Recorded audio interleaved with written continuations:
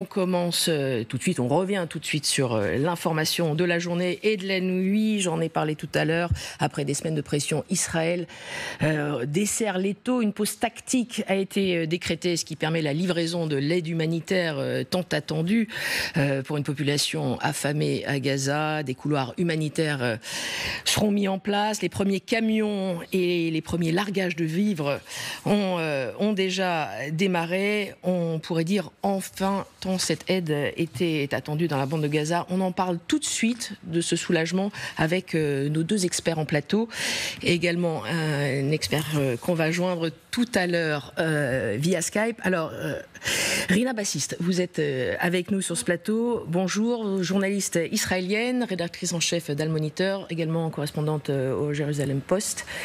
Merci d'être là. Également présent avec moi Richard Verly, journaliste. Bonjour. Correspondant France Europe pour le quotidien suisse Blick, auteur du Bal des illusions, ce que la France croit, ce que le monde voit. Tout un programme aux éditions Bernard Grasset. Merci beaucoup d'être avec nous.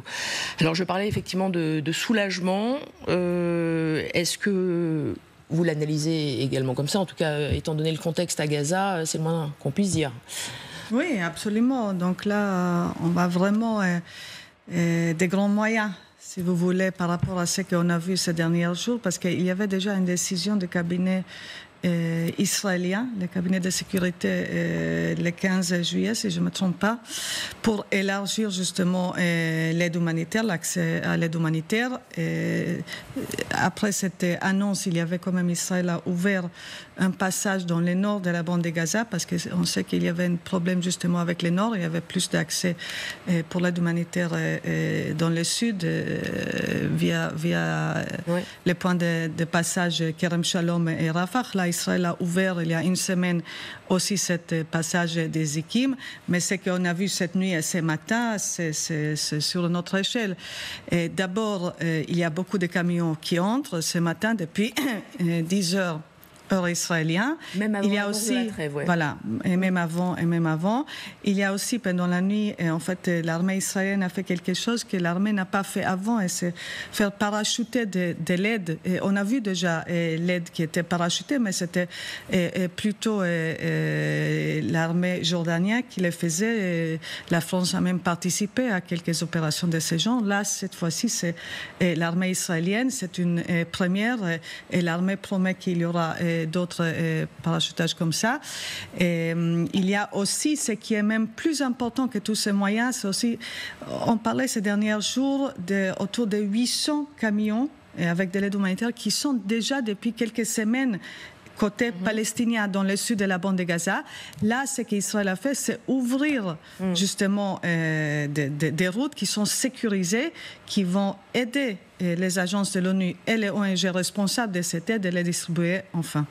Alors, comme je le disais au début, la question que je posais, pourquoi maintenant? Est-ce que la pression internationale a eu raison, a fait craquer Israël?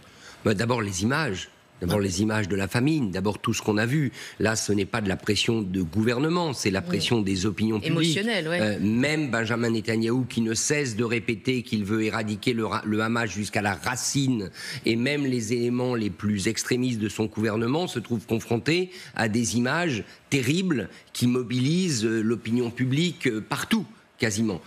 Donc ça, je crois que c'est très important, et on a atteint un niveau, on a vu à la une de journaux français, à la une de journaux britanniques, des images d'enfants décharnés qui font penser à des événements historiques antérieurs dont était victime la population juive. Donc je crois que ça, c'est très important. Et puis il y a effectivement ce moment où Benjamin Netanyahou... Alors moi je ne crois pas, mais je peux me tromper, je ne crois pas que la décision française de reconnaître la Palestine soit à l'origine de ce déblocage humanitaire. Peut-être. Oui, c'est une question que j'allais poser. Non. Est-ce qu'il n'y a pas une histoire je de sais qu'Alexis Corbière a laissé entendre cela, j'ai un peu de la peine à y croire, mais si c'est le cas, tant mieux. Il faut s'en féliciter de toute manière pour la population de Gaza. Ce que je pense, c'est que Benjamin Netanyahou, si vous regardez dans le temps, il a toujours eu la même tactique. Il dessert l'étau humanitaire à un moment donné et après il frappe. Et moi, ce qui m'inquiète, c'est est-ce qu'il ne va pas y avoir dans la foulée de ce desserrement humanitaire, on a regroupé les populations dans des zones d'approvisionnement. Ça laisse d'autres zones qui, elles, ne sont pas couvertes par cette opération humanitaire libre d'accès pour l'armée israélienne et donc poursuite des opérations militaires, puisque, je le rappelle, les pourparlers de cessez-le-feu qui avaient eu lieu depuis plusieurs jours n'ont rien donné, les délégations israéliennes et américaines se sont retirées, et donc la volonté est plus que jamais, me semble-t-il, du côté du gouvernement israélien, d'en finir avec le Hamas, d'autant que, et ça il faut le dire, une des conséquences de la reconnaissance de la Palestine par Emmanuel Macron, c'est d'avoir remis en selle le Hamas, au moins politiquement. Le Hamas a immédiatement félicité la France, et donc c'est peut-être le moment de redonner un coup militaire, et c'est ma grande crainte quand je vois ces images. À la fois j'en suis heureux pour ce que ça peut procurer de soutien humanitaire aux Palestiniens, et je suis inquiet sur le deuxième temps. Vous évoquez la famine et les conditions humanitaires dramatiques de la bande de Gaza. Je rappelle qu'Israël a nié quand même ces conditions. Je vous propose de rejoindre Elena Ranchal via Skype avec nous. Bonjour Elena Ranchal, directrice des opérations internationales de Médecins du Monde. Je parlais tout à l'heure donc d'une négation quand même longtemps d'Israël de ces conditions atroces à Gaza et notamment de cette famine. C'est un soulagement, vous qui avez des informations de première main concernant la situation et l'arrivage enfin de l'aide? C'est un maigre soulagement, hein. Vraiment, on dirait que c'est plutôt pour se payer une bonne image. On est un peu sceptique et dubitatif. Et déjà, les largages aériens, on s'exprimait à multiples reprises, c'est vraiment inefficace vu les besoins qu'il y a sur le terrain. Il faut savoir que les largages aériens, déjà, ils sont extrêmement coûteux. La quantité qu'ils peuvent délivrer, c'est insuffisant et ça crée des conditions d'insécurité assez sérieuses pour les personnes parce que vu les besoins, les gens ils vont vraiment s'ébattre pour récupérer. Et sur les camions, on attend que les nombres soient suffisants. Pour rappel, les derniers mois et demi, il y a eu 1500 camions qui rentrent, qu'on peut dire, bon, c'est pas mal. Il faut rappeler qu'avant la guerre, c'était 500 camions par jour. De façon qu'on attend vraiment qu'il y a des rentrées massifs vu la situation, mais on est très sceptique. Ça continue les bombardements, il y a d'énormes endroits qu'on ne peut pas bouger, se déplacer. Les conditions de sécurité sur les terrains sont largement insuffisantes. Vous dites les bombardements continuent? Les bombardements continuent. Malgré la trêve annoncée. Ouais. D'accord. Et c'est pas une trêve qu'on a besoin. Hein. C'est vraiment, on a besoin d'un une pause tactique et pérenne. pour citer l'armée israélienne. Merci Elena Ranchal. Une réaction par rapport à ces largages un petit peu controversés, puisque effectivement ça peut entamer la sécurité des Palestiniens. Plus de couloirs humanitaires. Quelle est votre réaction? Non, effectivement, c'est pour ça que je pense que c'est bien qu'on peut de tous les moyens. Parce qu'il faut passer par tous les moyens. Il faut passer par les camions, par les largages, par tout ce qui est possible, en fait, pour essayer justement à combler un énorme vide, parce que les besoins sont effectivement énormes.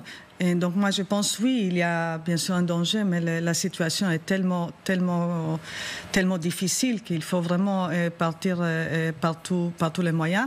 Et je crois que c'est une bonne chose. Je veux dire, il ne faut pas critiquer, il faut l'encourager, il faut dire oui, on va avec vous, on va coopérer avec vous, et c'est bien continuer comme ça. Et le fait est que l'armée israélienne parachute aussi, ça veut dire qu'Israël est ouvert vraiment à tous les moyens.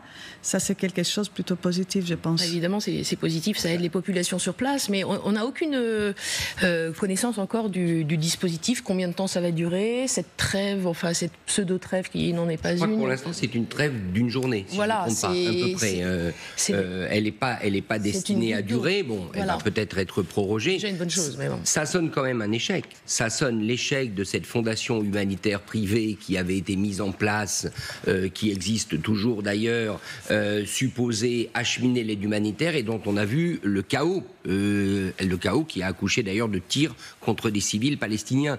Donc je crois que oui, il faut s'en féliciter, c'est évident, il faudrait que ça dure, mais il y a tout de même une différence énorme entre ouvrir les frontières ponctuellement pour laisser arriver un afflux d'aide humanitaire et organiser des corridors humanitaires humanitaire permanent. C'est pas du tout la même chose. Et ce dont la population palestinienne a besoin à Gaza, dans un état de traumatisme affreux qui est le sien, c'est de corridors humanitaires permanents. Et ça, pour l'instant, Israël ne le tolère pas, ne l'accepte pas. Alors après, ce qui va se passer dans les prochains jours, je crois qu'il faut attendre, mais de toute évidence, là, le gouvernement israélien va capitaliser en termes d'opinion publique sur cet acheminement d'aide humanitaire. Reste à voir, parce qu'on voit les camions.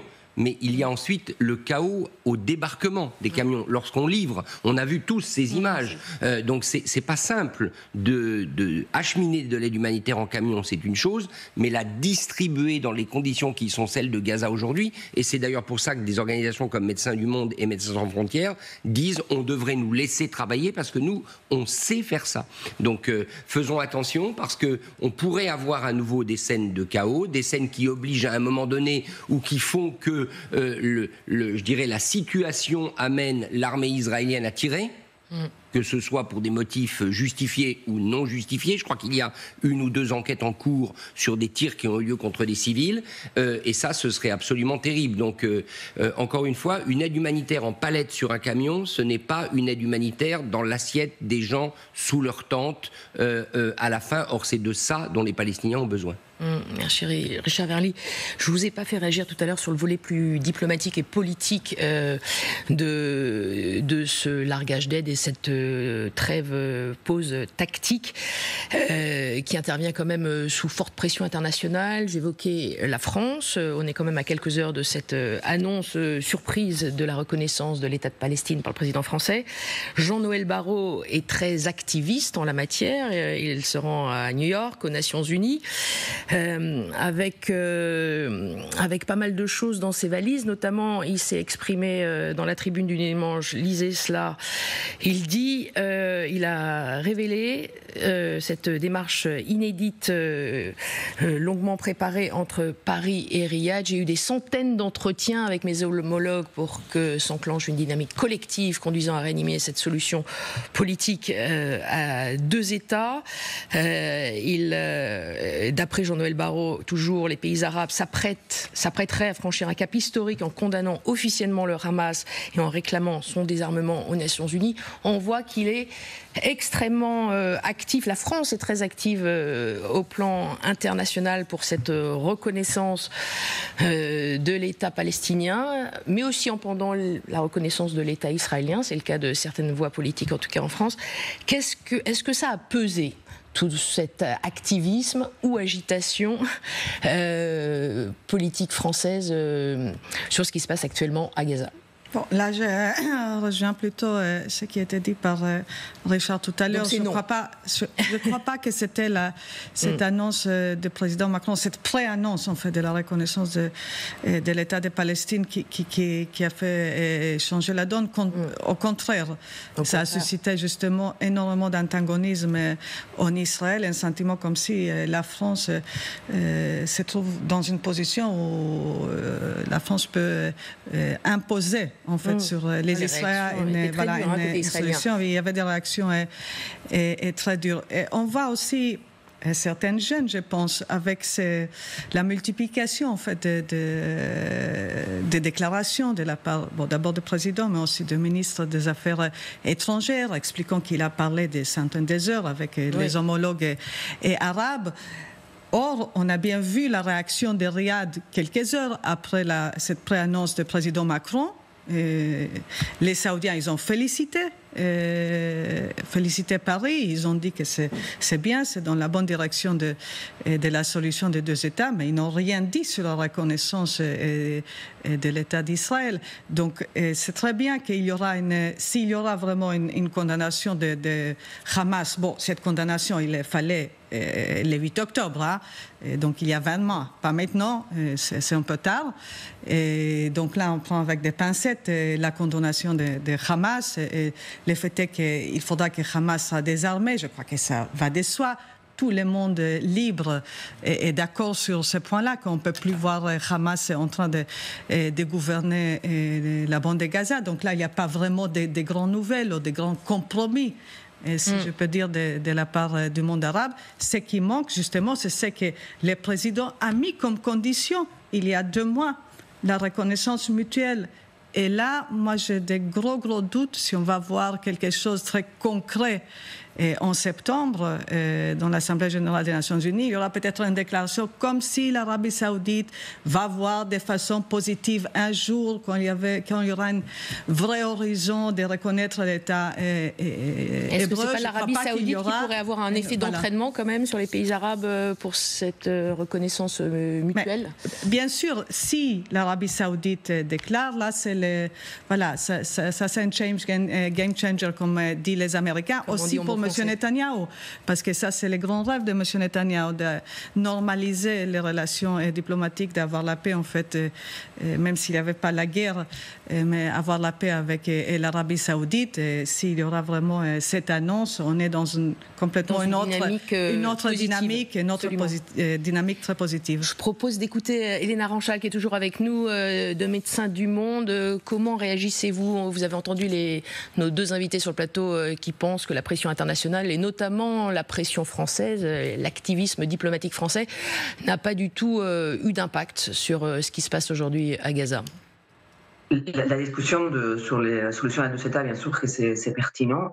Après, il ne faut pas qu'il cache la vraie réalité et la vraie urgence maintenant, que c'est la catastrophe humanitaire qui est en cours. Les gens, ils sont en train de mourir de faim. Nous, on a 110 collaborateurs qui nous disent qu'ils mangent, qu'ils ont la possibilité une fois par jour, et que c'est quelques morceaux de pain. Ça, c'est la réalité. Et en même temps, on a des camions, Médecins du Monde, mais des autres organisations qui sont dans les frontières, et les médicaments, les matériels, tout est en train de périmer. Israël, il y a la capacité logistique et légale d'ouvrir les frontières. Nous, on a la capacité technique de pouvoir faire les choses bien et faire arriver tout ça, mais il n'y a pas une volonté politique.